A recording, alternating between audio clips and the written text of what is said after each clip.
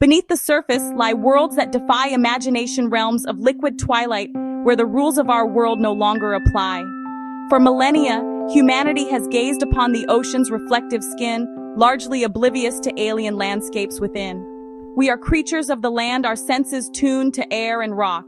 But now we embark, plunging into silent, unseen ecosystems, places that shimmer with their own living light, forests that sway in unseen currents, cities that sleep under a blanket of blue, not fantasy, a reality more strange and wondrous. Water that glows with the touch of an oar, ancient ruins reclaimed by the sea. The scale is almost incomprehensible. More history, more life, more mystery. Each descent is a step into another dimension. Take a deep breath. Leave the familiar shore behind. Day surrenders to a galaxy of light in the water below. A bay where the sea breathes with cold, ethereal fire.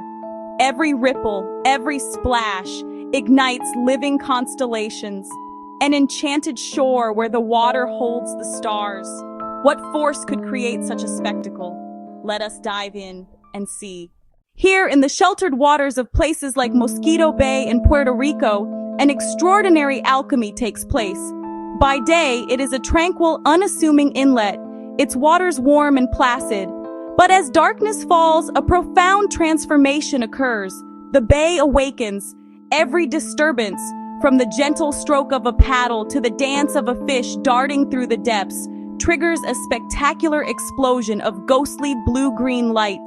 It is as if the water itself has become a living entity, responding to touch with a silent, luminous pulse that trails behind every movement, outlining shapes in fleeting, cold fire.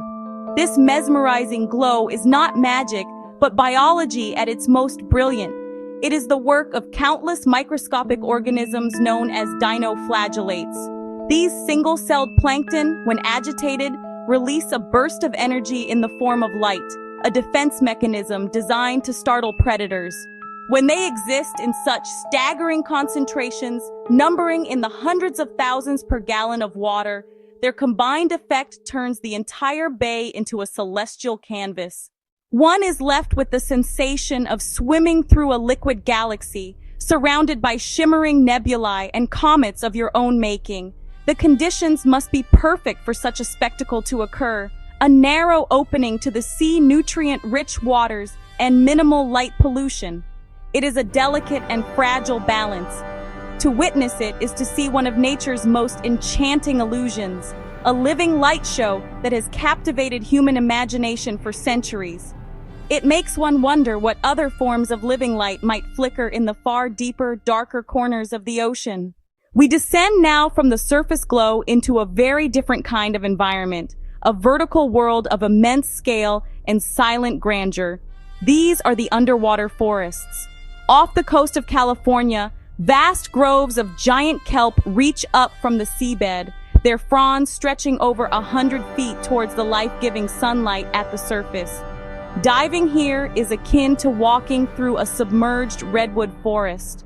Great pillars of green and amber sway in a gentle, rhythmic dance. Sunbeams pierce the canopy, sending ethereal shafts of light down. These kelp forests are bustling metropolises full of life. Sea otters wrap themselves in the fronds to keep from drifting while they rest. Brightly colored Garibaldi swim among the plants. Camouflaged rockfish slip through the corridors. It is a complex three-dimensional habitat, teeming with life at every level, but not all underwater forests are made of kelp. In some parts of the world, rising sea levels have submerged entire terrestrial forests, leaving behind ghostly stands of ancient trees, their bare trunks now encrusted with marine life. In places like Kandy Lake in Kazakhstan, the submerged trunks of spruce trees rise from the turquoise water like the masts of sunken ships, a surreal and haunting spectacle. They are a stark reminder of a world that once was, now transformed into a new aquatic ecosystem. The water here is so cold that the trees have been preserved for a century, creating a unique and eerie diving experience. It feels as though one is flying through a petrified woodland, a silent monument to the relentless power of nature. Some forest floors hide even older secrets. Our journey now takes us inland to the Yucatan Peninsula, where the limestone bedrock is riddled with gateways to another realm. These are the cenotes, natural sinkholes that expose a hidden network of subterranean rivers caves. To descend into one is to feel as if you are leaving the world behind, entering a place of profound stillness and almost unbelievable clarity. The water is so pure, filtered through the rock for centuries, that visibility can exceed 300 feet.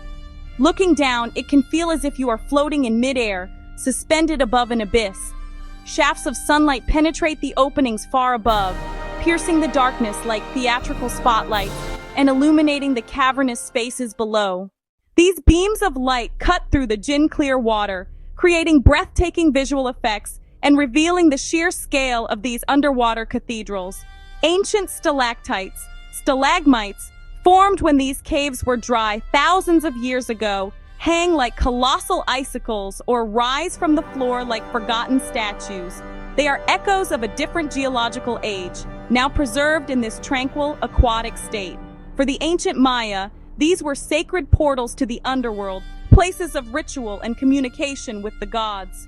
Divers today can still feel that sense of reverence, of entering a timeless, hallowed space. In some deeper cenotes, a fascinating phenomenon occurs. A layer of hydrogen sulfide, called a Heracleion, forms a cloudy, river-like flow between the fresh water above and the salt water below. To swim through it is to pass through a cloud into another world entirely. We now arrive at the intersection of history and the abyss, where legends are given form. Beneath the waves of the Mediterranean off the coasts of India and Japan lie the silent remains of entire cities. These are not the mythical Atlantis, but real places, once thriving hubs of human activity, now surrendered to the sea. We drift over what were once streets, public squares, grand temples. Columns, encrusted with coral and draped in seaweed, still stand defiant, ghostly sentinels of a forgotten time. The city of Heracleion, submerged for over 1,000 years at the mouth of the Nile, is one such marvel. Heracleion, mouth of the Nile. Divers and archaeologists here have uncovered colossal statues, pharaohs, gods, their stone faces staring out into the blue gloom. They have found gold coins, intricate jewelry, and the remnants of the very ships that once filled the city's harbor. It is a haunting experience to float over these submerged landscapes, imagining the daily lives of the people who walk these streets, their voices and footsteps now replaced by the profound silence of the deep. Here, history is not read in a book, it is witnessed, touched and felt in the cold embrace of the water. These sunken metropolises raise tantalizing questions. What cataclysmic event, an earthquake, a tsunami, the slow, inexorable rise of the sea, led to their demise? Each artifact brought to the surface provides a piece of the puzzle, yet so much remains unknown, locked away in the silt. The sea is a patient guardian of these secrets, slowly claiming the works of humankind and transforming them into foundations for new life. The deep ocean is a crucible of evolution, a high-pressure, lightless laboratory that has forged some of the most bizarre and wonderful creatures on our planet. Here, survival demands extraordinary adaptations. Consider the vampire squid, a living fossil that inhabits the oxygen minimum zone. It is neither a squid nor an octopus. When threatened, it doesn't ink. It pulls its webbed arms over its body, turning itself inside out to reveal rows of fleshy spines. A creature of beautiful nightmare, perfectly suited to its dark, solitary existence. Then there is the leafy sea dragon, a master of camouflage, drifting almost invisibly among the seaweed beds of southern Australia. Its body is adorned with delicate, leaf-like appendages, mimicking surrounding flora until it is virtually indistinguishable. Not a powerful swimmer, it relies on disguise to elude predators and ambush tiny crustacean prey. A testament to the artistry of natural selection, a living, breathing piece of poetry in the language of evolution. And deeper still, in the true abyss, enigmatic jellies drift like ghosts, creatures like the deep staria jellyfish, a vast, shapeless bag that can engulf prey whole. and the blood-red Atolla jelly, which flashes a stunning bioluminescent pinwheel when disturbed. These beings look alien. Each new deep-sea expedition brings images we've never seen before, reminding us we have only begun to catalog Earth's immense diversity. Evolution's oddest masterpieces are still surfacing. Our final descent takes us to places where the very geology of the seafloor seems to defy logic, creating landscapes of surreal and bewildering beauty. Off the coast of Mauritius, a trick of the eye and the currents creates the illusion of a tremendous underwater waterfall. Sand and silt from the island shore are perpetually drawn down a steep drop in the ocean floor, creating a cascading effect that from above looks exactly like a powerful river plunging into a chasm. It is a breathtaking spectacle, a grand illusion, painted by sand, water, and gravity. Elsewhere, in the Gulf of Mexico, we find the jacuzzis of despair. These are underwater lakes of supersaline brine, so dense that they sit in pools on the ocean floor, refusing to mix with the surrounding seawater. Unwary creatures that wander into these toxic, oxygen-deprived pools are instantly pickled and preserved. The edges of these brine pools are often ringed with the shells of dead mussels and crabs, a stark warning of the lethal nature of these otherworldly features. They are like small, isolated oceans within the ocean, and in the deepest trenches, hydrothermal vents or black smokers spew superheated, mineral-rich water from the Earth's crust, creating towering chimneys of deposited sulfides. These structures can grow to the height of skyscrapers, forming jagged, Gothic skylines in the crushing blackness. Far from being barren, these vents support entire ecosystems of bizarre life forms that thrive on chemicals instead of sunlight. It is a powerful reminder that even in the most extreme and seemingly inhospitable environments on our planet, life not only exists, it flourishes in the most unexpected ways. Our brief journey through these 5 minutes underwater has come to an end, but the wonders we have witnessed are but a droplet in the vastness of the ocean.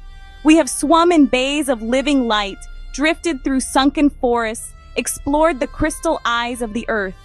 We have floated over the streets of lost cities, marveled at the strange and beautiful forms that life has taken in the deep. Each of these worlds holds its own story, its own mystery, from the silent glow of a single cell to the grand geological illusions that shape the seafloor. The ocean is the planet's memory, its cradle of life, and its last great frontier. What we have seen is a testament to the boundless creativity of nature and the enduring mystery that still shrouds over 80% of our oceans, which remain unmapped and unexplored. What other cities lie waiting to be rediscovered? What unknown creatures drift through the perpetual night of the abyss, their forms yet to be witnessed by human eyes? The answers lie beneath the waves, waiting for those with the courage and curiosity to look. These are just a few of the ocean's secrets. Where will curiosity take you next? The world is full of such hidden wonders, not just beneath the sea, but in every corner of our planet, waiting to be experienced. The spirit of exploration is a fundamental part of what makes us human.